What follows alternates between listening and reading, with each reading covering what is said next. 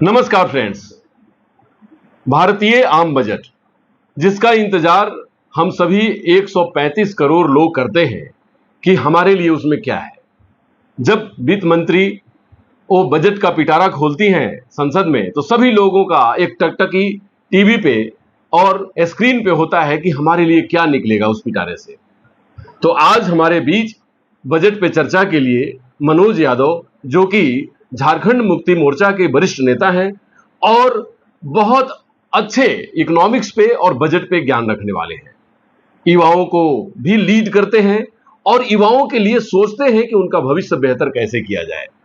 तो सबसे पहले आपको स्वागत है बजट बड़ी चर्चा में।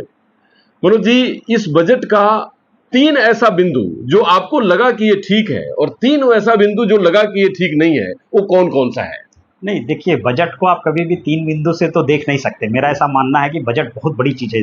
भारत देश का बजट अपने आप में बहुत बड़ी चीज़ है और इसको आप किसी 3 बिंदु से तो नहीं नाप सकते हैं। और ना ही पूरे बजट को आप खराब कह सकते हैं, ना ही पूरे बजट को आप अच्छा कह सकते हैं।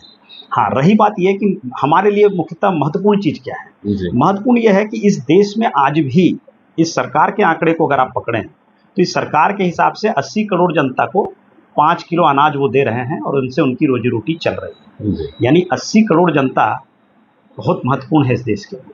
अगर उस 80 करोड़ जनता के भविष्य को हम अच्छा नहीं कर सकेंगे, ये बजट अगर अच्छा नहीं कर सकेगी, और उस 80 करोड़ जनता को आप ये बजट समझा नहीं सकते हैं जब तक कि उनको महसूस नहीं हो। महंगाई घट गई ये उनको महसूस होना चाहिए। जब कल वो बाजार जाएंगे, 15 दिन बाद बाजार जाएंगे, 1 महीने बाद बाजार जाएंगे, तो उनको महसूस होना चाहिए कि सरसों का तेल का दाम घट गया है। और ये महसूस जब वो अपने पॉकेट से पैसा निकाल कर देते हैं तब होता है महसूस। ठीक है, उनको जब वो बच्चे का फीस भरने जाएंगे तो उनको महसूस होना चाहिए कि यहाँ मुझे राहत मिल रही है। जब वो चावल खरीदने जाएंगे, दाल खरीदने जाएंगे, तो उनको महसूस होना चाहिए कि मुझे यहाँ राहत मिल रही है। जब वो ट्रेन में चढ़ने जाएंगे तो उस भाड़े में उनको महसूस होना चाहिए यहाँ राहत मुझे मिल रही है। उनको बजट इस तरह से समझ में आता है। उनको बजट का इतना गणित आप समझाएंगे तो भारत की 120 करोड़ जनता को इतना गणित समझ में नहीं आता है। एक सैलरी पर्सन जो है वो जब उसको सैलरी मिल रही है उसके हाथ में, तो कितना टैक्स में कट गया, उसके हाथ में बचा कितना, कितना उसके खर्च में जीएसटी में चले गया, इन सब चीज़ के बाद जब वो कुछ सेविंग करता है और उस सेविंग पे जब इंटरेस्ट मिलता है और उसमें भी जब टैक्स कट जाता है, तब उनको समझ में आएगा कि सही में इस बजट से मेरे को फायदा हुआ या नहीं हुआ। जी मनोज जी, जहां तक बजट का सवाल है तो 2 तरीके से बजट तैयार किए जाते हैं। एक तो सब्सिडाइज बजट होती है कि जो कि पिछली सरकारों ने किया करती थी कि सब्सिडी हमें हर चीजों पे देना है। अब की सरकारें जो अभी वर्तमान में चल रही है, ये सरकार क्या कर रही है कि सब्सिडी को कम करके बजट को विकासोन्मुखी योजनाओं पे इन्वेस्ट कर रही है। जैसे कि हम लोग इंफ्रास्ट्रक्चर का नाम देते हैं या कई एक ऐसी चीजों पे नाम देते हैं। तो क्या लग रहा है आपको इसमें कि विकास पे जो खर्च किए जा रहे हैं पैसे, लाखों लाख करोड़ का बजट है और किसी में 3 लाख करोड़, किसी में 7 लाख करोड़, किसी में 6 लाख करोड़, इस तरह से इंफ्रास्ट्रक्चरल और बाकी बुनियादी सुविधाओं पे खर्चा किया जा रहा है। तो क्या लग रहा है कि इस तरीके से विकास पे जो खर्च हो रही है, इससे रोजगार या देश के इकोनॉमी पे फर्क पड़ेगा? नहीं, अगर आप इंफ्रास्ट्रक्चर सेक्टर में काम करेंगे डेफिनेटली देश की इकोनॉमी में, रोजगार में आपको असर आएगा। लेकिन पिछले 10 वर्षों में हमने देखा है कि रोजगार की स्थिति क्या हुई है। देश के युवाओं को 4 साल में आप रिटायर कर दे रहे हैं, ये भी हम लोग देख रहे हैं। अग्निवीर योजना है इनकी, जहाँ 4 साल में आप रिटायर हो जाएंगे। आप मुझे बताइए कि क्या ये अच्छा है या बुरा है, ये देश के युवा बताएंगे और इस चुनाव में युवा ने बताया भी। लेकिन महत्वपूर्ण ये है कि आप जो भी बजट आप कह रहे हैं कि हम देश के इंफ्रास्ट्रक्चर या विकास के लिए, विकास की जब आप बात करते हैं तो विकास का पैमाना क्या है, किस तरह से विकास। जैसे मैंने कहा कि जब तक मुझे महसूस नहीं होगा, आभासी दुनिया दिखाकर आप किसी चीज को अच्छा नहीं बना सकते। चाहे उसमें आप कितना भी सोशल मीडिया का प्रयास कर लीजिए, बाकी मीडिया को भी लगा दीजिए, लेकिन वो सिर्फ आभासी ही रहेगा। कभी ना कभी पब्लिक को ये जरूर रियलाइज होता है कि जो बातें हो रही हैं, जो बातें आभासी दिखाई जा रही हैं, वो सही वास्तविक जिंदगी में मेरे साथ वैसा घटित नहीं हो रहा है। तो अभी तक इस सरकार ने, अब जैसे देखिए, जैसे इस सरकार को ये जरूरत क्या पड़ गई कि गवर्नमेंट के पोर्टल से आपको मीम बनाकर बजट को समझाना पड़ जा रहा है। माने ये ताज्जुब की बात है कि एक भारत सरकार अपने बजट को समझाने के लिए उसको मीम बनाना पड़ जा रहा है। तो ये तो सोच के बाहर है। और मुझे लगता है कि इस स्तर पर आकर काम करना ये किस चीज का घोतक है। यानी आप अपने बजट अपने व्यक्तियों को भी नहीं समझा पा रहे हैं। आप जिस जीडीपी की बात करते हैं, एक तरफ आप कहते हैं कि हमारा जीडीपी बढ़ा है, हमने जीडीपी का ग्रोथ किया है। अगर आपके देश की जीडीपी का ग्रोथ हुआ है तो फिर आप मुझे ये बताइए कि महंगाई इतनी बढ़ क्यों गई, इतनी बेरोजगारी क्यों हो गई? तो बेरोजगारी अगर बढ़े जा रही है और आप कह रहे हैं जीडीपी भी बढ़ रहा है, जी तो ये तो बड़ा विरोधाभास वाली बात है। जी तो ये एक दूसरे को समर्थन नहीं करती है, यानी जी कहीं तो गड़बड़ है। जी और उस गड़बड़ी को जब तक आप बहुत ध्यान से नहीं देखेंगे, और जो इकोनॉमिक्स के एक्सपर्ट्स हैं, इस देश को चला रहे हैं, चाहे वो फिनांस मिनिस्टर हो या अन्य भी पार्टियों के जो भी एक्सपर्ट्स हैं, उनको इस बातों पर गौर करना पड़ेगा। और जब तक इसका हल आप नहीं निकालेंगे तो इस तरह के बजट से मीडिया में आप आभासी दुनिया में आप उसको बढ़िया बना सकते हैं, बता सकते हैं, लेकिन सही मायने में जहाँ चिकित्सा की बात हो, जहाँ शिक्षा की बात हो, जहाँ रोजगार की बात हो, जहाँ आपको उस एक व्यक्ति को यह महसूस हो कि हम सुरक्षित महसूस कर रहे हैं, कल अगर मेरे घर में कोई बीमार पड़ जाए तो जमीन जायदाद मेरी नहीं बिकेगी। जी ये जब तक उसको महसूस नहीं होगा, कोई युवा 25 साल का युवा खड़े खड़े स्टेज पर मर नहीं जाएगा जी हार्ट अटैक से होकर। तो जब तक ये महसूस नहीं होगा तब तक आपका बजट आप कैसा भी उसको बना ले, वो देश की जनता के हित में नहीं है, किसानों के हित में नहीं है। जी मनोज जी, देखिए ये बजट पे बहुत चर्चा चल रही है और दो राज्यों का बड़ा डिस्कशन हो रहा है, आंध्र प्रदेश और बिहार। खास करके स्पेशल स्टेटस का जो दर्जा देना था नहीं देकर उन सारी फैसिलिटीज को ऐड ऑन की गई है और उनको बहुत सारे रकम दिए गए हैं जिससे कि अपने कॉलेज को बेहतर करें, हॉस्पिटल को बेहतर करें, सड़कों को बेहतर करें, बिजली की व्यवस्था को, बुनियादी सुविधाओं को ठीक करें। तो क्या ये दो स्टेट के ऊपर जो सरकार ने तवज्जो दिया है, उस तवज्जो के साथ साथ अन्य जो राज्य हैं हमारे देश के, क्या वो महसूस कर रहे हैं और आपकी पार्टी या आपसे संबंधित जो पार्टियां हैं उसकी आलोचना उस विषय पे कर रही हैं? क्या कहेंगे आप? देखिए, मेरा ये कहना है कि आप उस दो राज्य को आपने अगर विशेष ध्यान उस पर रखा है, विशेष आपने उसको बजट में प्रावधान दिया है, आप दीजिए, इसमें कोई दिक्कत वाली बात नहीं है। लेकिन आप मुझे बताइए कि ये भारत का बजट है या बिहार का बजट है? ये भारत का बजट है और आप भारत के प्रधानमंत्री हैं। इसके पहले भी हमने देखा है कि वाइब्रेंट गुजरात है, वाइब्रेंट भारत आज तक नहीं कहा गया। जी इस नरेंद्र मोदी की सरकार के द्वारा वाइब्रेंट गुजरात बोला गया, वाइब्रेंट भारत कभी नहीं बोला गया।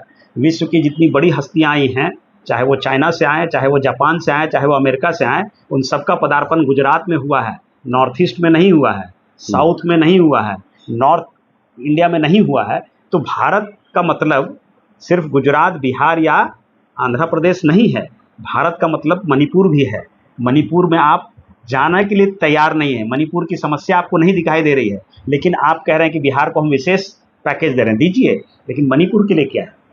झारखंड के लिए क्या है? झारखंड का 1,36,000 करोड़ रुपया जो आपने रखा हुआ हमारे झारखंडियों का पैसा है, आदिवासियों का पैसा है, और ये पैसा आज का नहीं पहले से है। वो पैसा आप नहीं दे रहे हैं तो फिर आप हमको बजट में क्या देंगे? आप मेरा पैसा तो दे दीजिए, हमारे जनता का पैसा, हमारे आदिवासियों का, मजदूरों का, किसानों का, गरीबों का पैसा तो दे दीजिए। वो पैसा आप जब नहीं दे रहे हैं तो झारखंड के लिए क्या किया आपने? जी मनोज जी, इस विषय पे एक सवाल पूछी गई थी यहाँ के राज्य के जो भारतीय जनता पार्टी का, कैसे बनता है, किस स्ट्रक्चर में वो पैसा बनेगा, किस किस शेष का पैसा बाकी है, तो जब डिटेल देंगे तब तो हम लोग वहां से रिलीज कर पाएंगे। ये बाबूलाल मरांडी जी ने कहा था, जो यहाँ आप बात कर रहे हैं, ये बहुत बड़ा रकम है। तो क्या ये रकम के लिए आपके पास कुछ टेक्निकलिटीज है या आपकी सरकार इस पर कुछ टेक्निकल जानकारी देगी केंद्र सरकार को? देखिए, अभी सरकार का अगर बजट को आप देखेंगे तो इस बजट में जो आमदनी उनकी है और जो खर्च है, उस खर्च में सरकार खुद कह रही है कि 21% राज्यों की हिस्सेदारी है आमदनी में से, जो आपको राज्यों को दे देना है, और 19% जो कर्ज आपने ले रखे हैं उस कर्ज के बदले में इंटरेस्ट में आपको पेमेंट करना है। 21% जो ये दिखा रहे हैं केंद्र सरकार, ये क्या है? ये हमारे राज्य की हिस्सेदारी है, ये हमारा पैसा आप हमें दे नहीं रहे हैं, आप लौटा रहे हैं। ठीक है, सिर्फ आप लौटाने का काम कर रहे हैं। तो जीएसटी की जब व्यवस्था आपने चालू की, डंका बजाकर रात में आपने चालू किया था, और उस जीएसटी में भी आपको साल भर में 1000 प्रावधान बदलने पड़े थे। उस सभी चीजों के बावजूद जो सेंट्रल पूल में पैसा चले जा रहा है, जो मुझे वहां से पैसा हर राज्य को वापस मिलना है, ये पैसा वहां उस जगह का पैसा है। इसके अलावा इस राज्य ने भारतीय जनता पार्टी को पहले 12 सांसद दिए हैं और अभी भी 9 सांसद दिए हैं। बाबूलाल मरांडी जी से ये प्रश्न पूछना चाहिए मीडिया को कि आपके पूर्व के 12 सांसद 5 साल में और अभी के 9 सांसद इस झारखंड राज्य के लिए कितना प्रश्न उन्होंने किया है सरकार से, ये उनको पूछना चाहिए और बाबूलाल मरांडी जी को इसका उत्तर देना चाहिए, क्योंकि उनका भी दायित्व बनता है भारतीय जनता पार्टी के नेता होने के नाते कि इस राज्य के लिए आपने क्या किया है। कल जब आप चुनाव में जाएंगे तो आपसे जनता पूछेगी कि आपके 12 सांसद और अभी के 9 सांसद, इसी राज्य की जनता ने आपको सांसद बनाया है ना। तो जब इसी राज्य की जनता ने आपको सांसद बनाया है तो उसके लिए आपने क्या प्रश्न किया और उनके पैसे क्यों नहीं मिल रहे हैं, क्या आपने एक बार भी प्रश्न उठाया है? अगर नहीं उठाया है तो आपको ये पूछने का हक नहीं बनता है कि आप पूरे आंकड़े का डिटेल दीजिए। केंद्र सरकार वहां बैठी है, जब केंद्र सरकार आंकड़े का डिटेल नहीं दे पाएगी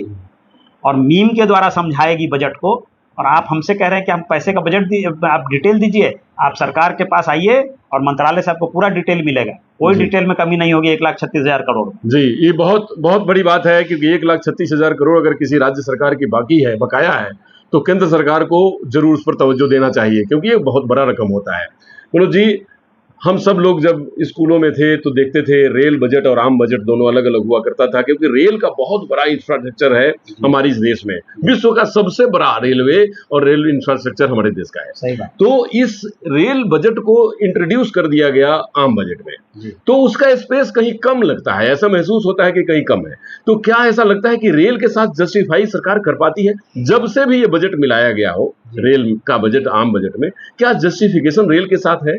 क्या कहेंगे आप उसको? देखिए, ये आपने बहुत सही प्रश्न उठाया और मुझे याद है कि जिस वर्ष ऐसा हुआ था कि अब रेल का बजट अलग से नहीं होगा और वो आम बजट के साथ ही उस बजट को रखा जाएगा, उस वक्त भी मैंने मीडिया में कहा था कि इस देश के लिए अच्छा नहीं है, क्योंकि रेलवे अपने आप में एक बहुत बड़ी अर्थव्यवस्था है और इस पूरे देश को मिलाने का, जोड़ने का हर तरह का काम रेलवे करती है। लाइफलाइन इस देश की नसें हैं वो। और रेलवे का जब बजट अलग से पेश होता था, बहुत सी चीजें दुनिया के नजर में आती थी, इस जनता के नजर में आती थी। आज आप देख लीजिए कि रेलवे में कोई ऐसा दिन नहीं है जिस दिन के रेलवे में हादसा नहीं हो रहा है। रेलवे में सैकड़ों व्यक्ति मर गए हैं और उनको पूछने वाला कोई नहीं है। और रेलवे में क्या हो रहा है, क्या नहीं हो रहा है, टिकट का दाम कैसे दुगुना, चौगुना, पांचगुना हो गया, इसके बारे में कोई प्रश्न पूछने वाला नहीं है, क्योंकि आप बजट में उस चीज को पूरा खत्म कर दिए। और रेलवे के अलावा बाकी चीजों में भी कोई भी डेटा, जो डेटा पहले केंद्र की सरकार जारी करती थी, आज वो डेटा भी देने के लिए आप तैयार नहीं है। तो रेलवे के बजट को खत्म कर आम बजट का उसको हिस्सा बनाकर इस सरकार ने इस देश के साथ बहुत बड़ी साजिश की है। और एक तरह से जो हम लोग कहते हैं, या पूरे भारत में ये परसेप्शन बना है सरकार के कि आप भेल बेच दीजिए, रेल बेच दीजिए, तो रेल को बेचने का एक तरीका इस सरकार ने निकाला कि ना आप कुछ जानेंगे, ना आपको कुछ समझ में आएगा, और हम अपना जो भी काम करना है, अपने व्यापारी बंधुओं का जो फायदा देना है वो देकर हम निकल जाएंगे। तो ये एक देश के लिए बहुत दुख की बात है कि जहां की सबसे ज्यादा एम्प्लॉयमेंट इस देश में रेलवे ने दिया है, सबसे ज्यादा स्पोर्ट्समैन को आज भी अगर कोई रेल समाहित करता है, कोई समाहित करता है तो रेलवे समाहित करता है। बहुत सी प्राइवेट कंपनियों में आज स्पोर्ट्समैन के लिए जगह खत्म हो गई है। आप इसी टाटा कंपनी में आप देखेंगे कि पहले इनकी स्लोगन लिखे जाते थे कि sports is a way of life, आज लिखा जाता है वी ओनली मेक स्टील। ठीक है ना। आज किसी स्पोर्ट्समैन के लिए नौकरी प्राइवेट में नहीं है। तो रेलवे एक आज भी ऐसा जगह है जहां की खिलाड़ियों को जगह मिलती है, तो युवाओं को जगह मिलती है, लेकिन आपने उसको भी पूर्ण रूप से खत्म कर दिया। जी तो जी, आप स्वयं एक बहुत अच्छे खिलाड़ी रहे हैं, हमारे राज्य का नाम आपने रोशन किया है।